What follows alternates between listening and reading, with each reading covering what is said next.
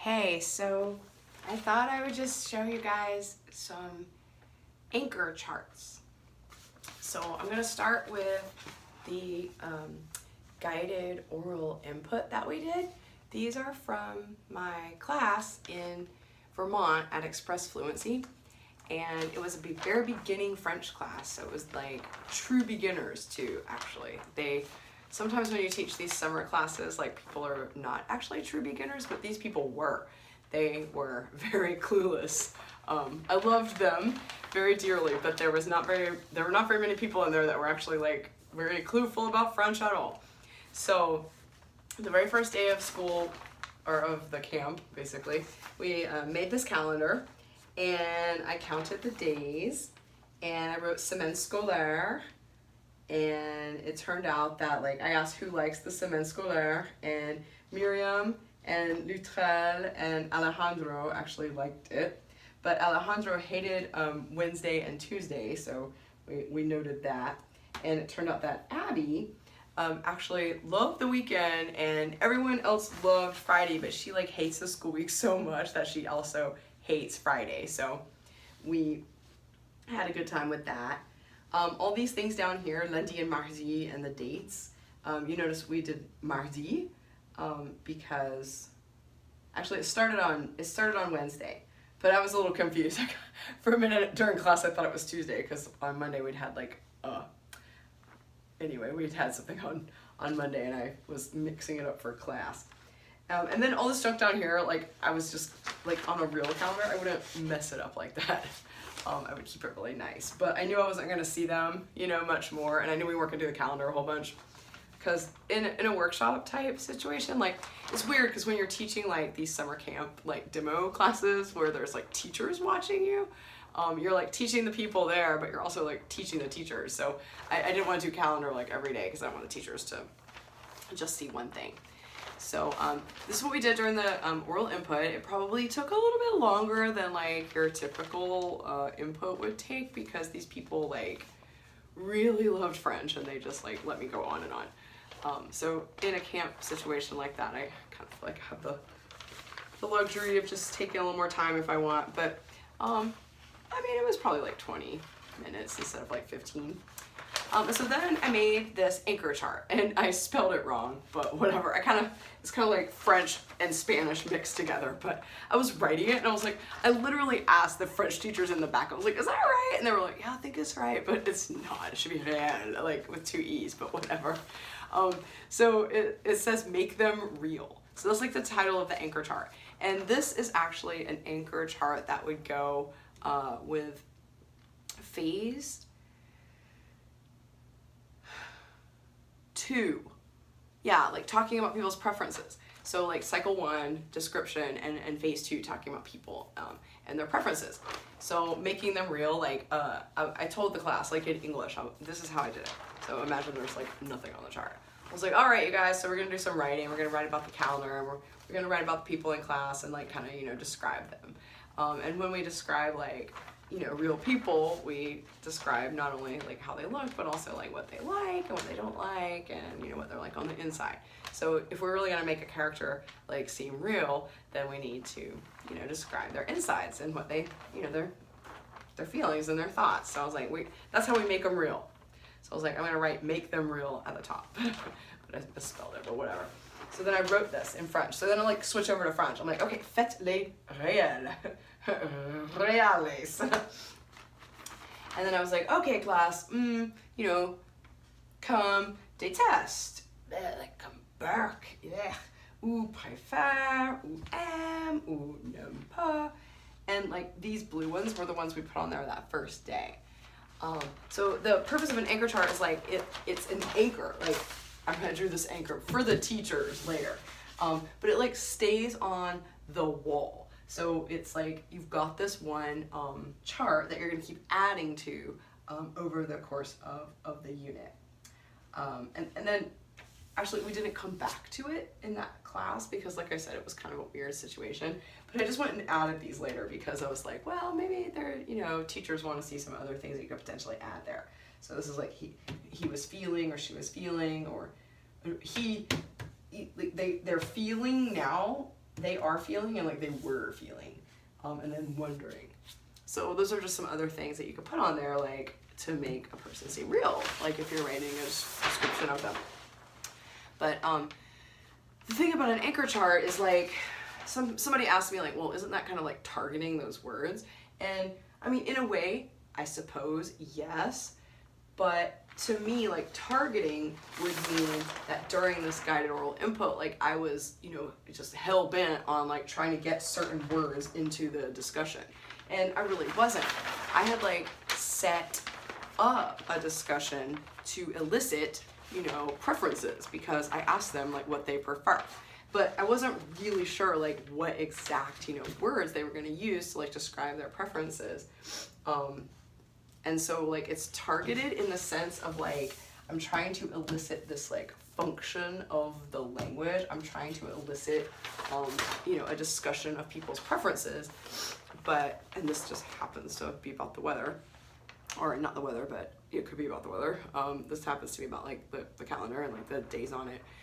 But, so yeah, it's targeted in a way, but then in a way it's not, because I don't really know like what's gonna come up. Like I know that I'm gonna like put some language up here about like people's preferences, but I don't know exactly the words. Because like we're not really in the business of teaching words. Like if you think about the ACTFL standards, the only reason that we think we're in the business of teaching words is because there's a bunch of words in the back of the chapters of our textbooks. So like what we really are after is teaching functions of language, like being able to describe and narrate in all time frames is one of the performance descriptors that we're looking to get kids to do. So how does this get used? And what's the difference between this and like a glorified vocabulary list? Because basically this is a vocabulary list. It's like all the words that you might need to do this function. I mean, not all of them, but all of these words are words that, you know, accomplish this function. So what we did was then, this is actually what we wrote, the super amazing weekend. And then up here we made a little goal box. So it says like M and NMPA, like likes and doesn't like. So I just picked a couple things off of the anchor chart and I put them in this goal box. Now in my regular classroom, like this was a conference, right? So in my regular classroom, this would actually be done on like a piece of paper. This is kind of awkward, but this would be a piece of chart paper. Like it would be hanging up on the wall, and then this would be a piece of chart paper too. And because I have like an anchor chart for every single class, because I'm not really sure like exactly what they're gonna say in that class. Plus, it's really good for them to see you writing it in front of them right there in the moment. So I'm gonna, you know, I would advise you to have a separate big piece of paper for every class and also a separate calendar for every class, because otherwise you get them all mixed up and it's not like they own it, it's not theirs. They don't, you know, have their own calendar. So what I do is take like all my anchor charts and stack them up either on like chart papers, on an easel, I've done that in the past, or just have clips on the wall and just have a kid whose job it is to like put, you know, their periods on the front, like at the beginning of class. Or I mean, you could switch it yourself, I suppose, but why do anything that you could get a child to do? So when we were writing this, which would be on, you know, regular paper, but while we were writing this, you see these checks.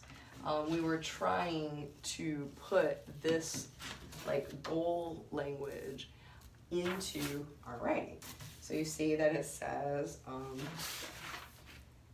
NMPA and M. So like every time we wrote that together, we were like checking it off. And like the purpose of this goal box is not really so that I will write better. It's to get them to learn how to make a goal box. Because later when they're doing like a performance assessment and they have access to resources such as anchor charts, they will be able to set their own goal boxes. So if we model it for them every day while we're writing, then the chances are increased that they'll know how to do that, and they'll, you know, see the value in doing that. Somebody recently was kind of like sort of mocking Write and Discuss, I suppose, like Dr. Steve Krashen. I saw a video of him, and he was doing a workshop, and he was saying, like, writing practice doesn't make us stronger writers. Like, when we write, we, you know, get smarter and we get a chance to process things. But really what makes us stronger writers is reading. So that's like a really erroneous, like to say that like, oh, well, of course that means Write and Discuss is stupid. That is a very erroneous understanding of Write and Discuss, because the purpose of this is not to practice like formulaic writing. It's to show the kids some tricks. You're not like exactly holding them accountable for like doing these tricks. Maybe they'll pick them up, maybe they won't. But you're like unpacking the writing process. So it was interesting that this person was like making fun of Write and Discuss, because Krashen was actually saying that like unpacking the writing process and like going through like the revision process and like knowing you know, writerly tricks is very important. And also he was saying that reading, lots and lots of reading makes us a stronger writer. But I just kind of have some thoughts on like L2 writing and like what's the purpose of L2 writing. Like, kids aren't really gonna like get smarter by writing in their L2 for a long time, if at all. Like, if I'm trying to get smarter about something, I do not sit down and write about it in French or Spanish. Even though I'm relatively decent, especially compared to one of our students at writing in French or Spanish, I use my strongest language to get smarter about writing. So like, while I agree with what he said, that like writing makes us smarter and like processing our thoughts in writing is definitely super valuable. I mean, how I would definitely be the poster child for that. Like, how much have I written? You know, I've written like 1,100 pages in the last like 2.5 years. So, and I've written more than that. That's what's gotten like put out on paper for people to like read. So yeah, I'm like the poster child, poster. I'm like the poster child for like writing and getting smarter through it. But I also know that like model writing is super valuable. And one of the most valuable things about it is that the kids are actually reading. And they're reading in a way that's super different from like normal reading. They're reading in this like in the moment way where they're like watching you kind of think through like your writerly decisions. And also you're just like modeling that like writing's fun. There's like a composing process. You're like making decisions like, should I do this? Should I do that?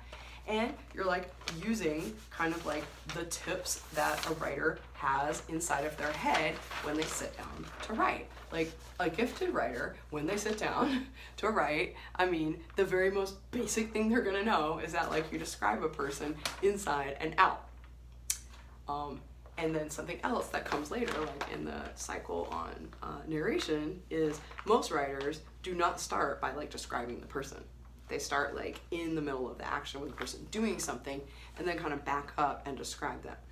And they don't just describe them randomly, they usually describe traits that illustrate something about what they're doing, that they, you know, that they've got their purpose and their message, right? So they want to show you, the reader, something about this character, whether they be real or imaginary. They want to show you something about them by the details that they choose to reveal about them. But that's way down the line for a writer in their second language or third or fourth language. They need to start off with like actually just having the building blocks and like seeing somebody grapple with like, how do I say that they like this and they don't like this? How do I bring their personality into the description? So I hope this helps with the anchor chart question. Basically the reason it's called an anchor is because it stays on the wall and it's like anchored in a place. You're making it in front of the class, you've got like multiple charts. I know these are all different, but like in the case of like if I had 4 classes of like Spanish 1, I would literally have 4 almost identical charts. And then they are coming from whatever you're talking about in the guided oral input, which is why like I designed these units to like, or cycles, so that the input would like be matching up with the anchor chart. So like all the input in the describing person, these kind of like, all the input in like describing people's preferences is angled or chosen by me to like elicit discussions that would like be able to result in some writing that describes a person's preference. Like a visual survey where you're like, who likes picture A? Who prefers picture B? Who hates picture C? You know, like picture C, like we just did one in the coaching sessions, like where someone made like a snowdrift, you know, all these huge snowdrifts in Quebec. And it's like, well, who hates the snow? Of course, this teacher was from Hilton Head, South Carolina, so I grew up in the South, and I know your average Southern kid like doesn't hate the snow unless they move to a place where it snows all the time, and then you kind of get a little tired of it. But anyway, I'm gonna go now, but I just wanted to show you those anchor charts because the question came up.